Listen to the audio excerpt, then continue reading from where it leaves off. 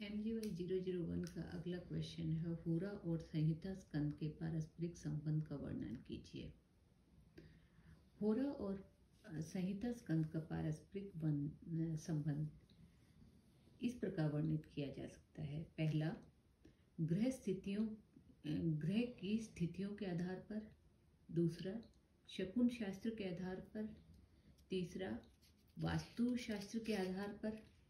चौथा, वृष्टि काल के निर्धारण के आधार पर। पहला, ग्रह स्थितियों के आधार पर। जिस प्रकार कुंडली से जातक पर होने वाले प्रभाव या फल का वर्णन किया जाता है, उसी प्रकार ग्रह स्थितियों के आधार पर समाज का भी फलादेश संहिता में किया जाता है।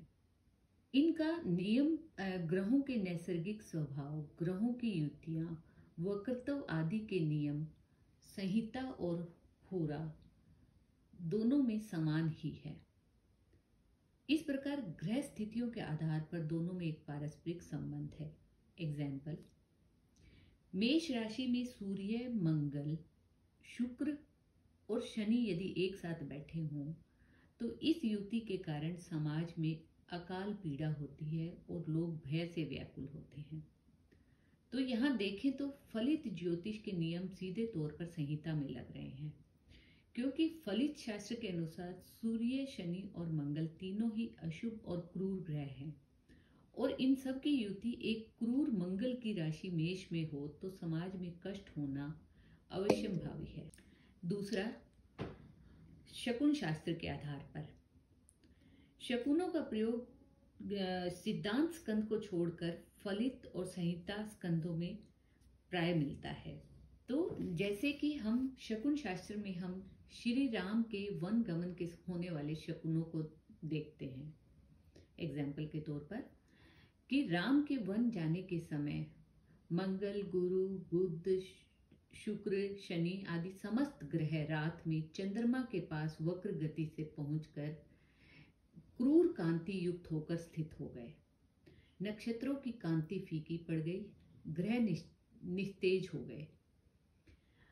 आकाश में छाई हुई मेघमाला वायु वेग से उमड़े हुए समुद्र जैसी लगने लगी। नगर में भूकंप आ गया, समस्त दिशाएं व्याकुल हो उठी, उनमें अंधकार छा गया। उस समय न कोई ग्रह न कोई नक्षत्र प्रकाशित था। इस प्रकार एक और एग्जाम्पल में हम शकुनों के वृष्टि के लक्षण में बारिश के समय शकुनों का विचार को देखते हैं। वर्षा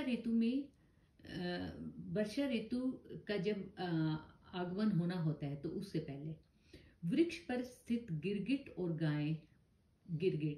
तथा गाय मुंह को ऊंचा करके सूर्य को देखते हैं। कुत्ता आदि घर के पालतू जानवर घर से बाहर जाने की इच्छा नहीं करते। लताएं उद्रमुख हो जाती हैं। आकाश तीतर पक्षी या भंवरे के पंख के समान आभा वाला हो जाता है। तो यदि ये सब शकुन हो रहे हो तो मीन्स शीघ्र ही वर्षा होने वाली है। अब हम होरा और संहिता स्कंद का संबंध वास्तु शास्त्र के आधार पर देखते हैं। फलित और संहिता स्कंद वास्तु के मध्य भी स्वाभाविक संबंध स्थापित करते हैं। एग्जाम्पल देखते हैं हम वास्तु शास्त्र में कृतिका, रोहिणी और मृगशीर्ष। यदि इन तीन नक्षत्रों में ग्रह का निर्माण आरंभ किया जाए तो ग्रहपति को, ग्रह के स्वामी को उद्वेग होता है, क्योंकि यह तीनों नक्षत्र ही ग्रह आरंभ के लिए शुभ नहीं है। इस प्रकार आद्रा, पुनर्वसु और पुष्य, इन तीन नक्षत्रों में घर का निर्माण का आरंभ किया जाए तो ग्रह स्वामी को पुत्र की प्राप्ति होती है। यहाँ पर आप वास्तु और जातक का संबंध स्पष्ट रूप से देख सकते हैं। इसी प्रकार जब विवाह के पूर्व लड़के और लड़की की कुंडली का मिलान होता है, तब वह गुणों का मिलान दोनों के जन्म नक्षत्र पर आधारित होता है।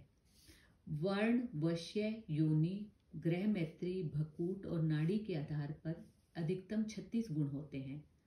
तो इनमें विशेष करके यह ध्यान दिया जाता है कि दोनों की ग्रह मैत्री हो और नाड़ी एक न हो, यह विचार विवाह के लिए होता है। जबकि ग्रह निर्माण में भी यह विचार ग्रह और ग्रह स्वामी के मध्य दोनों के नक्षत्रों के आधार पर होता है। यहाँ विशेष यह है कि वैवाहिक मिलान के विपरीत ग्रह और ग्रह स्वामी की नाड़ी साम्य को शुभ माना जाता है, यानी कि दोनों की नाड़ी एक हो तो ऐसा घर ग्रह स्वामी के लिए शुभप्रद होता है। अब हम वर्षा काल के निर्धारण के आधार पर संहिता और होरा स्कंद में संबंध देखेंगे कि प्रश्न लगन के आधार पर कुंडली का निर्माण करके वृष्टि काल का निर्धारण किया जाता है। इस प्रकार कुंडली के प्रयोग के कारण दोनों स्कंदों में इस विषय पर समानता हुई। तो हम देखेंगे कि किस प्रकार करते हैं। ये देखते हैं कि शुक्ल पक्ष में जलचर राशि में स्थित चंद्रमा यदि प्रश्न लग्न में विराजमान हो या प्रश्न लग्न से केंद्र में विशेषकर चौथे भाव में चला जाए तो उस पर शुभ ग्रहों की दृष्टि हो तो अच्छी बारिश होने की संभावना होती है। यह सभी फल जिस प्रकार प्रश्न कुंडली में चंद्रमा पर घटते हैं, ठीक उसी प्रकार शुक्र के होने पर भी फलीभूत होते हैं। ठीक है, यहाँ पर हम स्पष्ट रूप से देख सकते हैं कि न केवल कुंडली का प्रयोग करके दोनों स्कंदों के बीच में संबंध स्थापित हुआ, अपितु फलित के सभी नियम भी यहाँ भी घटित हो रहे हैं। जैसे चंद्रमा जो कि स्वयं जल का कारक है, उसके जलचर राशि में बैठने पर और शुभ ग्रह से दृष्ट होने पर वह जल